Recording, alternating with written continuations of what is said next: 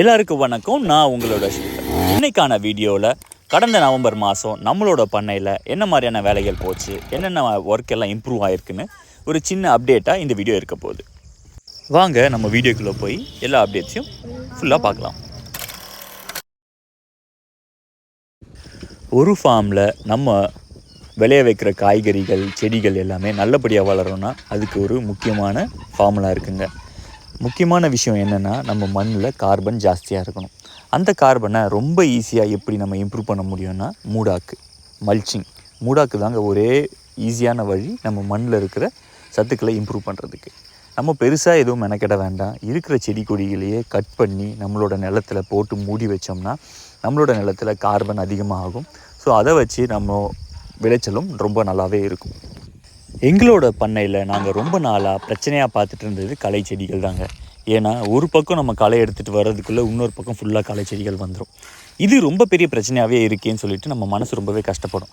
ஆனால் அந்த பிரச்சனை தான் நம்மளுக்கான சொல்யூஷன்றது நம்மளுக்கு இப்போ தான் புரிய வந்திருக்கு. இவ்வளோ களை செடிகள் இருக்குது, இது என்ன பண்ணுறது அப்படின்னு யோசிச்சுட்டு இருக்கும்போது, இவ்வளோ களை செடிகள் கிடையாது, இவ்வளோ தழை சத்து நம்மளோட மண்ணில் இருக்குது அப்படின்னு நம்ம நினைக்க ஆரம்பித்தோம்னா ரொம்ப சந்தோஷமாக அதை எல்லாமே கட் பண்ணி நம்மளோட பண்ணையை நம்ம வளமாக்கலாம். Head protection. கெஸ்ட் ஹவுஸ் கட்டுறதுக்காக நம்ம சவுக்கு மரங்களை வாங்கி வந்து அதை வச்சு கட்டிகிட்டு இருந்தோம். அதில் இருந்து தோலை எல்லாமே உரித்து ஒரு உரமாக போட்டிருந்தாங்க. அதையெல்லாம் கலெக்ட் பண்ணி நம்ம மூடாக்காக யூஸ் பண்ணிக்கலாம் அப்படின்றதுனால அதை எடுக்கிறதுக்காக தேஜஸோட ஹெல்ப்போடு அங்கேருந்து கலெக்ட் பண்ணி நம்மளோட ஃபார்முக்குள்ளே கொண்டு போய் கொட்டிடுறோம். இந்த மூடாக்கு போகிறதுல நாங்கள் பெருசாக எதுவும் பண்ணுறதில்ல. எங்களோட செடிகளை சுற்றி நம்ம கொஞ்சமாக கொண்டு போய் அந்த தழைச்சத்தோ இல்லை என்ன ஒரு செடியிலேருந்து வர வேஸ்ட் இருந்தாலும் அதை கொண்டு போய் நம்மளோட ஃபார்மில் போட்டுட்டோன்னா அந்த இடத்துல மண் ரொம்ப நல்லாவே வளமாயிடும் ரொம்ப சீக்கிரமாக.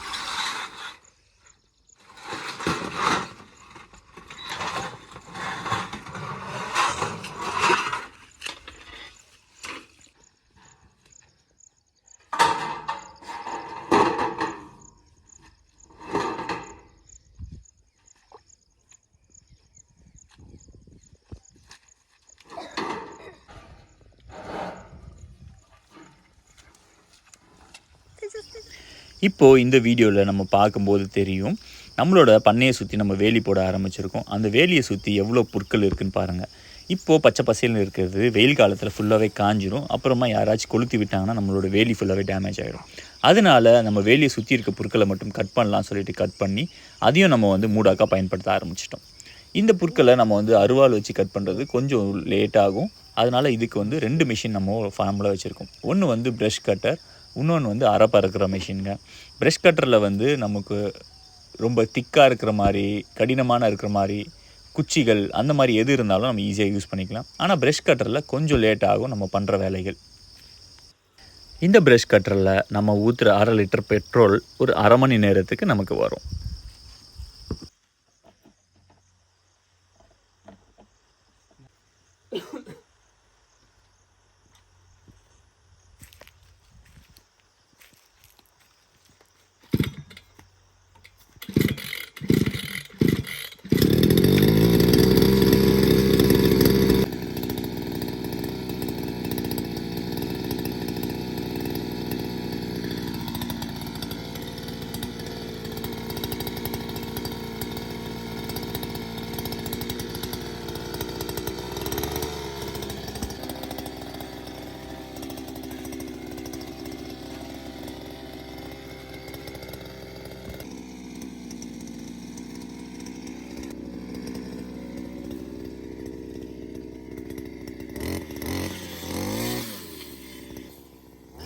ப்ரஷ் கட்டர்லேயே நிறைய அட்டாச்மெண்ட்ஸ் வருது.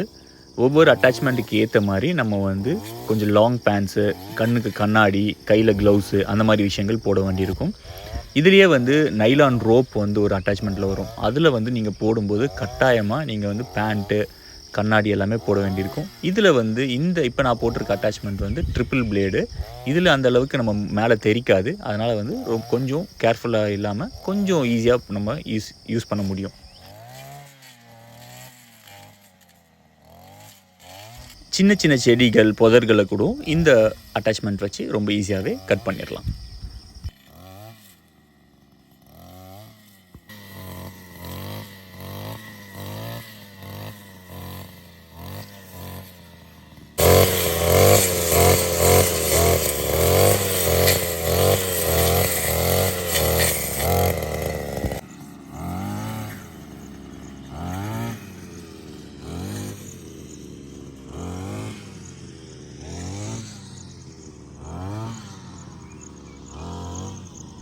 நம்மளோட வேலியை ஒட்டி இருக்கிற புற்களை எல்லாமே கட் பண்ணியாச்சு. அதனால இந்த சம்மரில் யாருமே வந்து நெருப்பு வச்சாக்கா நம்ம வேலிக்கு பாதிப்பு வராது.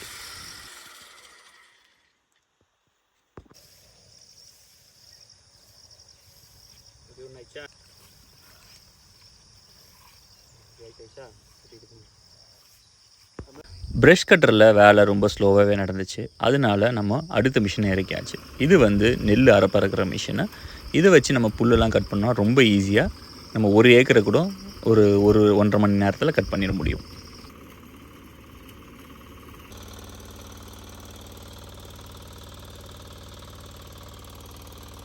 இந்த மிஷினில் வேலை எவ்வளோ ஃபாஸ்ட் ஆகுதுன்னு உங்களுக்கு பார்த்தாலே தெரியும். இதில் வந்து ஆனால் புல் தான் நம்ம ஈஸியாக கட் பண்ண முடியும். மற்ற மாதிரி செடிகளோ இல்லை நடுவில் ஏதாவது குச்சிகளோ இருந்துச்சுன்னா அங்கே வந்து சிக்கும் மிஷின். அதே போல் புதர்கள் நிறைய இருந்துச்சுனாலும் இந்த மிஷின் வச்சு ஓட்டுறது ரொம்ப கஷ்டம், சிக்கி நிற்கும் இது போல்.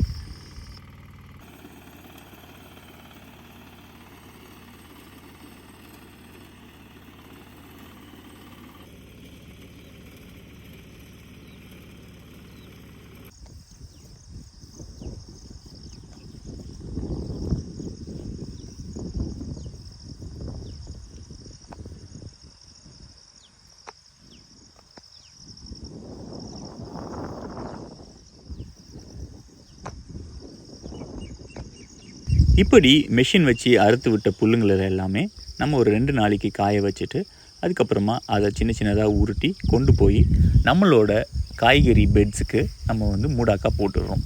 இன்றைக்கி வந்து நம்ம போட்டிருக்க மூடாக்கு 1/2 அடிக்கும் மேலே நம்ம போட்டிருக்கோம். இது மாதிரியான மூடாக்கு போடும்போது நம்மளுக்கு மண்ணில் சூரிய ஒளி படுறதை நம்மளால் தடுக்க முடியும். அதனால் நுண்ணுயிர்கள் நல்லாவே பெருகும். அதுவும் இல்லாமல் இந்த தொடர் மழையில் இந்த மூடாக்கு ரொம்ப சீக்கிரமாகவே மகிடும்.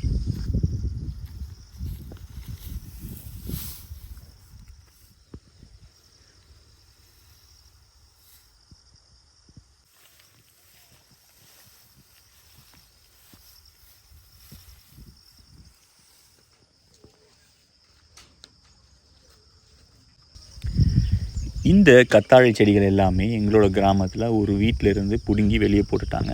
அவங்கக்கிட்ட இருந்து நம்ம எடுத்துகிட்டு வந்து இந்த மழை காலத்தில் அப்படியே நட்டு வச்சிடலான்னு நம்ம வரப்போகிறோமா நட ஆரம்பிச்சிட்டோம்.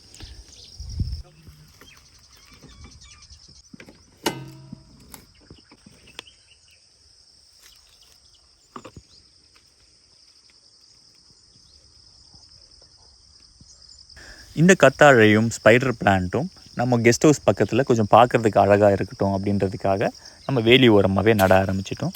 இந்த கத்தாழை வந்து நம்ம நார்மலான கிரவுண்டில் நட்டோம்னா மழை பெய்யும் போது தண்ணி தேங்கிச்சுன்னா அழுகிடும். அதனால் வரப்போட ஓரத்தில் நடும்போது வரப்பு வயலை விட கொஞ்சம் அதிகமாக இருக்கிறதுனால மழை பெஞ்சிச்சுன்னா தண்ணி தேங்கிறது ரொம்பவே அரிதாக இருக்கும். அதனால் இந்த கத்தாழையும் அழுகாமல் நல்லபடியாக வளரும்.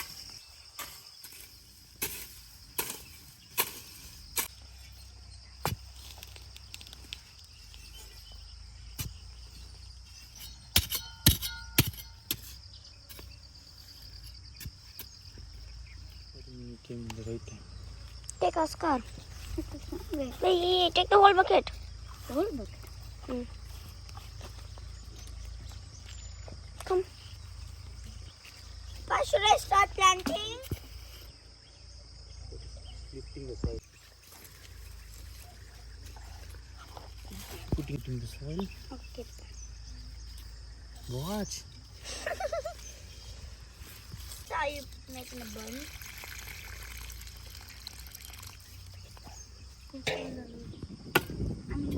Root back, right? And it will grow to another big one. No, you have to have a chunk.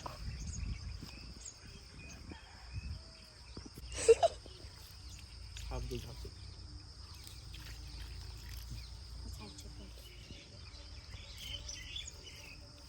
Should I put?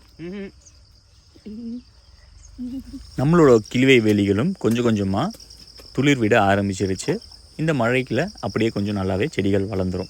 இந்த மாதிரி மழை காலத்தில் நம்ம இந்த கிளிவைகள் வச்சோம்னா அது ஈஸியாகவே வந்து நல்லா சர்வைவ் ஆகிடும். அதுவே வெயில் காலத்தில் வச்சோம்னா நம்ம டெய்லி தண்ணி ஊற்ற வேண்டியிருக்கும். நம்மளோட கெஸ்ட் ஹவுஸு ரெடி ஆகிட்டு இருக்குங்க. அதுக்கு சுற்றி நம்ம செவுறு கட்டுறதுக்காக கொஞ்சம் செங்கல் வந்து வாங்கியிருந்தோம். ஃபஸ்ட்டு பேட்ச் செங்கல் வந்து இறங்கிடுச்சு. அடுத்த பேட்ச் செங்கல் வந்து வந்துட்டுருக்கு.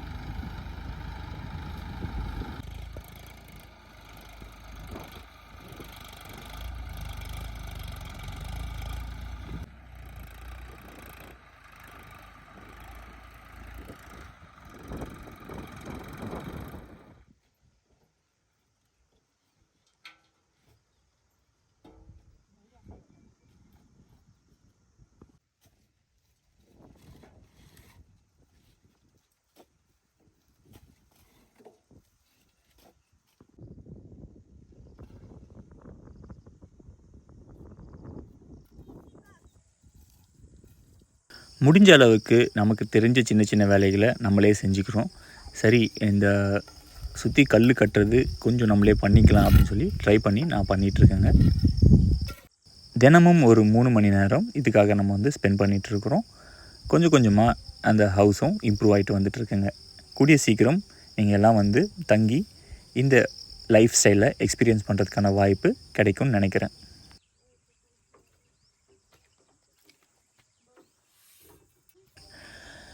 ஒரு சில சப்ஸ்கிரைபர்ஸ் என்கிட்ட கேட்பாங்க கால் பண்ணி, நீங்கள் எப்படி எல்லா வேலைகளும் தெரிஞ்சு தான் வந்தீங்களா, எப்படி எல்லா வேலையும் செய்கிறீங்க அப்படின்ட்டு.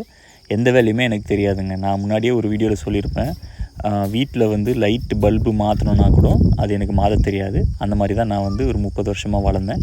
ஆனால் இப்போது இந்த வாழ்க்கைக்கு வந்ததுக்கப்புறம், யூகேயில் லைஃப் ஸ்டைல் மாறினதுக்கப்புறமும் கொஞ்சம் கொஞ்சமாக நம்ம வீட்டுக்கான வேலைகளை நம்மளே கொஞ்சம் கொஞ்சமாக செய்ய ஆரம்பிச்சிட்டோம். யூகேயில் இருக்கும்போது ஏன் செய்ய ஆரம்பிச்சோன்னா, நம்ம வெளியிலேருந்து ஆள் கூப்பிட்டோம்னா நம்ம ஐடியில் என்ன சம்பாதிக்கிறோமோ அந்த சம்பளத்தை அவங்க ஒரு நாளில் வாங்கிடுவாங்க. ஸோ அந்த மாதிரி ரொம்ப ஒர்க் வந்து காஸ்ட்லியாக இருக்கும். அப்படின்றதுனால நம்மளே கொஞ்சம் கொஞ்சமாக நம்மளோட வீட்டு வேலைகளை செய்ய ஆரம்பித்தோம். இங்கே வந்ததுக்கப்புறம் முடிஞ்ச அளவுக்கு நம்ம வேலைகளை செய்கிறோம். நமக்கு தெரிஞ்சதை நம்மளே செஞ்சுக்கிறோம். தெரியாத விஷயங்களை யூடியூப் பார்த்து கற்றுக்கிட்டு தான் செய்கிறோம். எல்லாமே ரொம்ப பர்ஃபெக்டாக வராது, பட் ஆனால் கொஞ்சம் கொஞ்சமாக செய்ய எல்லா விஷயங்களையும் கற்றுக்கலாம்.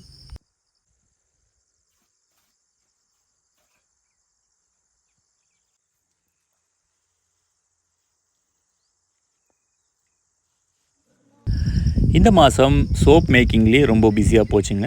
ஏன்னா வந்து நிறைய ஆர்டர்ஸ் வந்ததுனால அவங்களுக்கு எல்லாமே செய்ய முடியல. கொஞ்சம் எக்ஸ்ட்ரா டைம் ஸ்பெண்ட் பண்ணி சோப்புக்காகவே வந்து நம்ம செய்ய ஆரம்பிச்சிட்டோம். அதுவும் இல்லாமல் ஆரோவில்ல வந்து ஒரு கிராஃப்ட் மார்க்கெட்டும் ஒன்று இருந்துச்சு. அதுக்கும் நம்ம சோப் ரெடி பண்ணணும் அப்படின்றதுனால இந்த மாதம் ரொம்ப எக்ஸ்ட்ராவாகவே சோப்புக்கு நாங்கள் டைம் ஸ்பெண்ட் பண்ணியிருந்தோம். நீங்கள் ஆர்டர் பண்ணும்போது சோப்பு அவுட் ஆஃப் ஸ்டாக்கில் போயிடுச்சு அப்படின்னு சொல்லி நீங்கள் வருத்தப்பட வேண்டாம். ஏன்னா சோப்பு வந்து 1 மாதம் ஆகும் நம்மளுக்கு ரெடி ஆகிறதுக்கு. இன்றைக்கி செஞ்சோன்னா அந்த சோப்பு 1 மாதம் கழித்து தான் நம்ம உங்களுக்கு கொடுக்க முடியும். அதனால் கட்டாயமாக நீங்கள் வந்து வருத்தப்பட வேண்டாம். உங்களுக்கு சோப்பு வேணும்னா நீங்கள் ஆர்டர் பண்ணுங்கள், நாங்கள் உங்களுக்கு கட்டாயமாக செஞ்சு உங்களுக்கு தரோம். நீங்கள் கொஞ்சம் வெயிட் பண்ணி வாங்குற மாதிரி இருக்குங்க. ஒரு குவாலிட்டியான ப்ராடக்ட்டுக்கு வெயிட் பண்ணுறதுல தப்பு இல்லைன்னு நினைக்கிறேன்.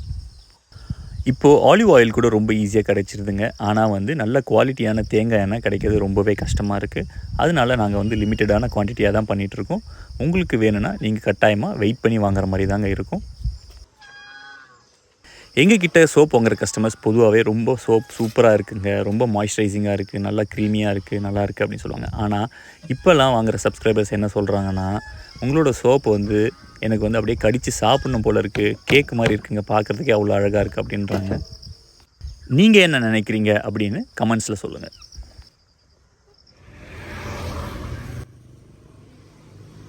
நம்ம சோப்பை வந்து நம்ம ஒரு 3 வருஷமாகவே நமக்கான சோப் நம்ம தயாரிச்சிட்ருக்கோம். இப்போ ஒரு வருஷமாக நம்ம ஃப்ரெண்ட்ஸ் அண்ட் ஃபேமிலிஸுக்கு கொடுத்துட்ருக்கோம். இப்போ கடந்த ஒரு 3 மாதமாக நம்மளோட யூடியூப் சப்ஸ்கிரைபர்ஸ்க்கும் கொடுத்துட்ருக்கோம். இப்போது புதுசாக வந்து நம்ம வெளியில் இருக்க கஸ்டமர்ஸ்க்கும் நம்ம கொடுக்க ஆரம்பிச்சிருக்கோம். அதில் ஒரு இதுவாக தான் நம்ம ஆரோவில்ல கிராஃப்ட்ஸ் மார்க்கெட்டில் நம்மளோட சோப்பை டிஸ்ப்ளே பண்ணுவோங்க.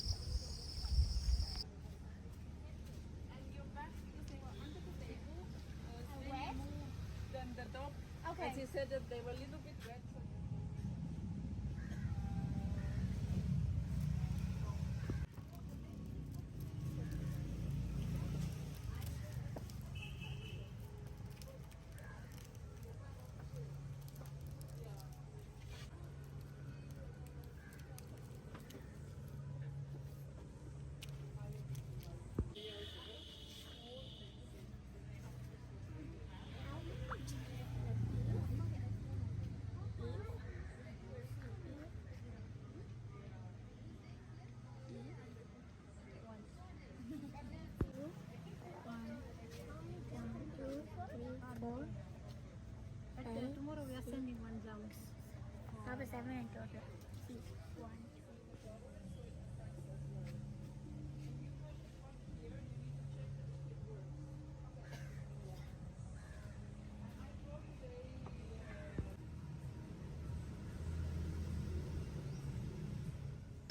உருளைக்கிழங்கு வச்சு ரெனாட்டா ஒரு பாலிஷ் டிஷ் ஒன்று ரெடி பண்ணியிருந்தாங்க. இதுக்கான செப்ரேட் ஃபுல் வீடியோ தனியாகவே இருக்குது. உங்களுக்கு இஷ்டம் இருந்தால் நீங்கள் அதையும் பார்க்கலாம். இந்த ரெசிபி ரொம்ப சிம்பிளாகவும் ஈஸியாகவும் தாங்க இருக்கும். நம்ம ஊரில் எப்படி நமக்கு அரிசி வந்து ரொம்ப முக்கியமான ஒரு உணவாக இருக்கும்.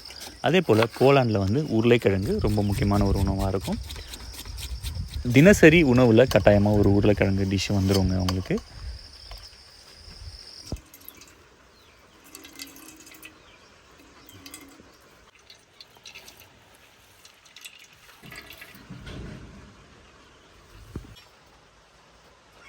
Wow. Okay.